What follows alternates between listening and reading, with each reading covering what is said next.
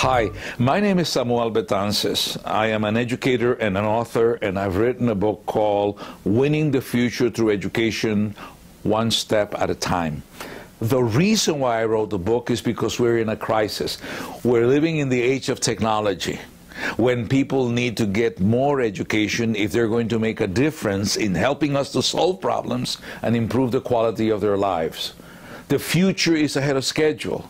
And if we don't educate those students from book-poor homes alongside those that come from rich book homes, we're going to be in danger of losing our competitive advantage. And if we fail to guide these students to empower themselves with the right kinds of study habits so that they can graduate from high school and college, if we don't do that, they will have other options that will threaten the whole of the fabric of the society. And that's why we need to succeed. Because if they can't be good about being good through education, they will be good about being bad, because all of us gotta be good about something. And if they don't do it with their brains, they may be tempted to do it with their fist. And if they don't have productive families at home, trust me, they will invent families in the streets that we call gangs. And if they don't get into the legal economy, they get into the illegal economy. The truth is that if they don't graduate and put their names on the walls with diplomas and degrees, ladies and gentlemen, they'll get spray paint and get their names on the walls anyway. That's why it's so important that we take this next generation of students with fewest alternatives to survive, except it be through education. Those students with untapped potential. We need to give them the right kind of study habits, this navigational resource, so that they can go from potentially becoming a loser to becoming a winner. And that's why I have written this book, Winning the Future Through Education, One Step at a Time. Educators in general have been taught to educate and graduate those students that are learning ready, those students that have a support system at home, those students that know how to utilize the summer opportunities for springing ahead and going to museums and visiting libraries and becoming autonomous readers.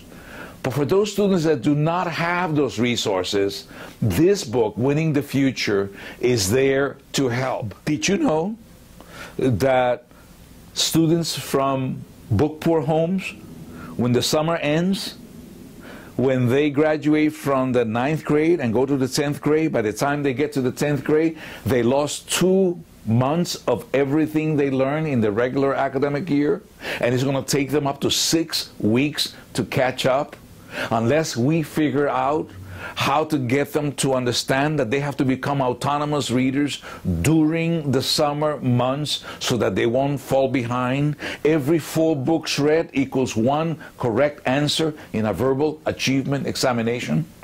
Do you know that we could guide these students in networking and developing reading discussion groups and literary circles so that they can continue to increase their middle-class vocabulary, so that they will be able to become educated?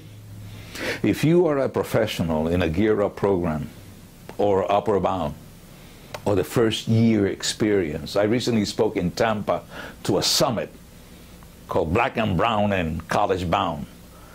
If you have responsibility to assist students who are the first in their families, who have to excel in college, you're going to love this book, because it has practical recommendations on how to get that done. The truth is, we're in this thing together. For the first time in history, we have to make sure that students not only enroll, but graduate. In fact, graduate several times over. And that's why I wrote the book, because I came out of poverty. I came out of violence. I came out of not having the vocabulary or how to, I did not know how to study. And then I learned how. And then I became a teacher. And based on my experiences of educating first-generation college students, I took some of those case studies and included them in the book so that we can make sure that as practitioners, whether you are a faith-based leader, whether you are a youth worker, whatever it is that you do, if you're responsible for young people and their success, make sure that everything else that you do provide as a valuable resource includes succeeding in school. I was a high school dropout. My parents couldn't give me what they didn't have. We grew up in poverty. We were so poor somebody broke into the little apartment and didn't take anything. And I did not know how to speak middle-class English. And schools are middle-class places of learning. So when I went to school, I didn't have enough vocabulary. And I did not have the study habits. And I didn't get the support at home.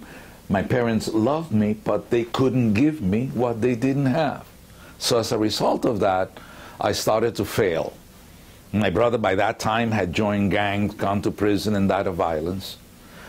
There are other horrible things that occurred to me, including abandonment and abuse.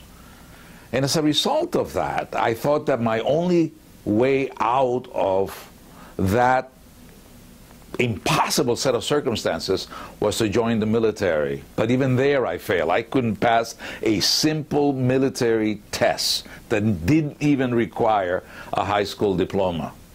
And then I went to work in the hospital, and I found my boss, who was simply outraged that I had not graduated from high school or college. And so she gave me some advice. She said, Sam, you do not have enough words to become educated. So you're going to have to read, and when you see words you don't understand, think of them as bricks that hides the sunshine of understanding. And she gives me my first dictionary. She says, this will crush bricks. You need to not sleep in. You need to read at least 25 pages a day. And what should you read? Stories about people that had it tougher than you. People that survived slavery, people with physical disabilities, people that survived death camps, and people who had to deal with immigration, and children of divorce, and children of violence and abuse, and people who were adopted. Read those memoirs to do what? To increase your vocabulary, okay? To learn how to connect the dots, to find a roadmap regarding resiliency. A roadmap regarding resiliency is about people that had adversity and bounced back from that adversity and succeeded. And then, Sammy, you will have enough vocabulary and you'll have enough backbone and you won't be feeling sorry for yourself, and you can become educated. Because when you get to school, the textbooks got a lot of vocabulary at the middle class level, and teachers have a lot more. But if you come from the hood or the barrio, you don't have enough words. And if you don't have enough words, you can't be educated. And so she basically inspire me and encourage me to become a product of reading. And from there I went on to high school. And while at high school, I learned to memorize speeches so that I could hear the pronunciation of middle-class words. And I continued to study and graduated from high school. And then I went on to college.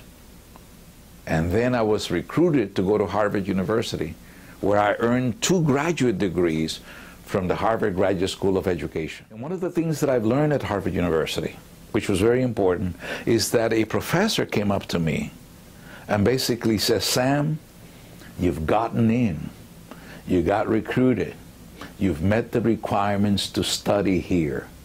But in order for you to get through, you're going to need guidance from somebody who is older and more experienced and wiser and generous. That makes me a mentor. I would like you to be my mentee.